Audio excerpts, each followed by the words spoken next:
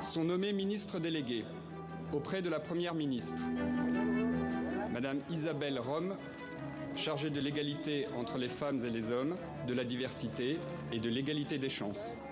Lorsqu'il est annoncé en mai dernier, son nom est peu connu du grand public. Mais pour ceux qui connaissent Isabelle Rome, sa nomination n'est pas une surprise.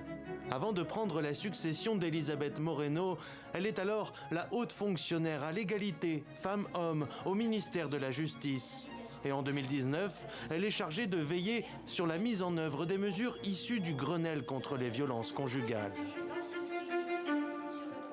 Son parcours, Isabelle Rome le doit à son expérience de magistrate. En 1987, à 23 ans, elle devient la plus jeune juge de France.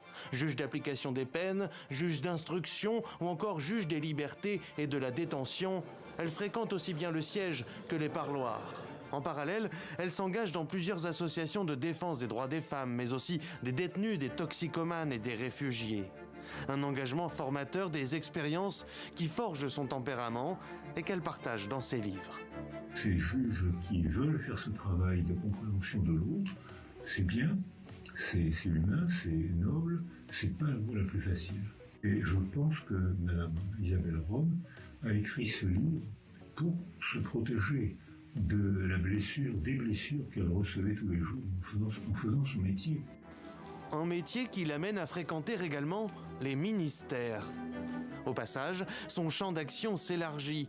Diversité, égalité des chances. Isabelle Rome multiplie depuis un mois les déplacements et les rencontres avec les associations d'insertion, mais aussi de défense des droits des personnes LGBT+.